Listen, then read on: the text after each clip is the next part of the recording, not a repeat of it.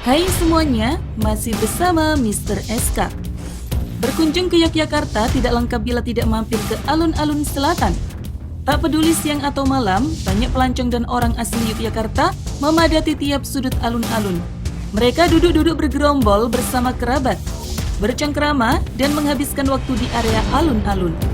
Selain ramai dengan pedagang kaki lima dan jasa mobil hias, alun-alun selatan Yogyakarta juga terkenal karena beringin kembarnya. Kedua beringin kembar tersebut dianggap sakral oleh masyarakat Yogyakarta. Ada juga banyak mitos yang membuat para pelancong atau wisatawan tertarik dengan beringin kembar di alun-alun selatan ini.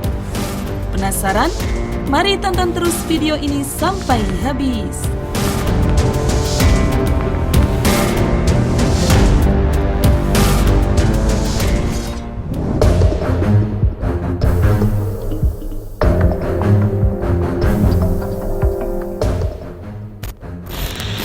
Pintu gerbang kerajaan Kanjeng Ratu Kidul.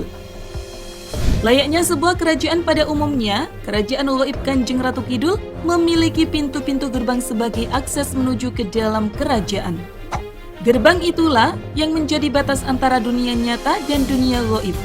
Seseorang yang hendak masuk ke dalam kerajaan Kanjeng Ratu Kidul pasti melewati gerbang tersebut. Untuk melewatinya, seseorang harus melakukan ritual tertentu agar sampai pada kerajaan gaib Kanjeng Ratu Kidul. Konon, terdapat banyak pintu gerbang menuju kerajaan gaib Kanjeng Ratu Kidul. Misalnya, Pantai Parangkusumo, Pantai Parangtritis, Pantai Pelabuhan Ratu, dan Pantai Sembukan. Selain beberapa pantai di pesisir selatan, Bledug Kuwu di Grobogan Purwodadi, Sumur Gumuling di Kompleks Taman Sari, dan bekas Kedaton Pleret juga dipercaya merupakan lorong yang mengantarkan ke gerbang kerajaan gaib Kanjeng Ratu Kidul. Ada satu lagi pintu gerbang gaib kerajaan Kanjeng Ratu Kidul yang jarang diketahui masyarakat, yaitu beringin kembar yang berada di alun-alun kidul atau selatan Yogyakarta. Beringin kembar ratusan tahun tersebut dinamakan Supit Urang.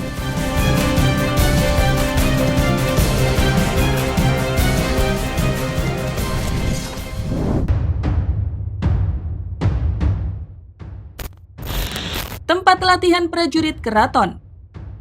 Zaman dahulu, alun-alun selatan digunakan sebagai tempat untuk latihan ketangkasan prajurit keraton.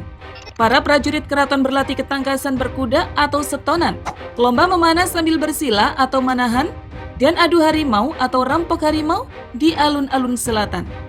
Sejarah alun-alun selatan juga tidak bisa dilepaskan dari beringin kembar yang tumbuh di tengah alun-alun.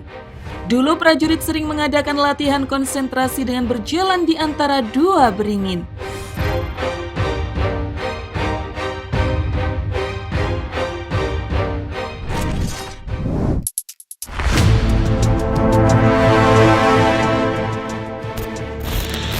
Bisa mengabulkan hajat. Siapa yang tak tahu dengan mitos Laku Masangin?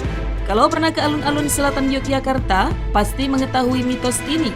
Laku Masangin adalah kegiatan berjalan di antara dua pohon beringin yang berada di tengah alun-alun selatan dengan mata tertutup.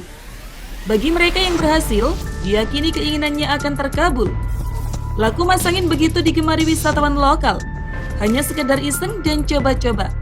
Tapi ada juga cerita-cerita mistis yang beredar. Dalam upacara Keraton Yogyakarta sendiri, tradisi masangin ini dilakukan setelah topo bisu atau tapang ngomong yang diadakan setiap malam satu suro. Ritual ini dilakukan demi ngalap barokah dan memohon keselamatan keraton. Dari tradisi masangin ini, lalu muncul mitos dalam masyarakat lokal bahwa siapa yang dapat melewati dua pohon beringin dengan mata tertutup, maka cita-cita atau hajatnya akan terkabul. Alhasil, banyak orang yang penasaran dan datang untuk membuktikan mitos tersebut.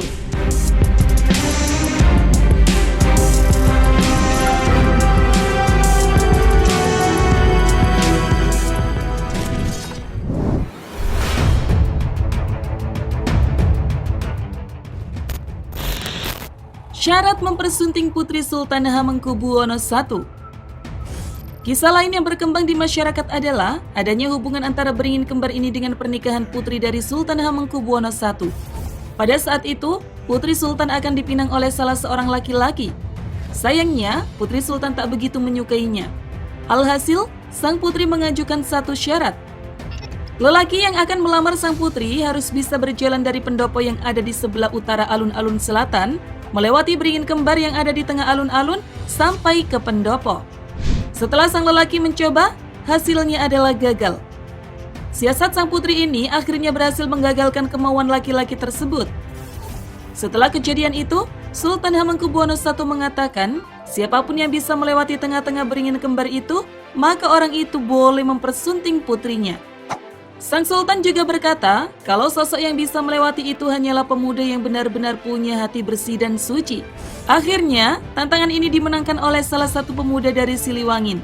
Kemudian, pemuda inilah yang akhirnya mempersunting sang putri Sultan Hamengkubuwono I.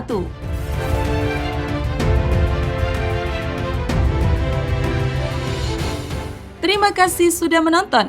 Jangan lupa share dan sampai jumpa di video berikutnya.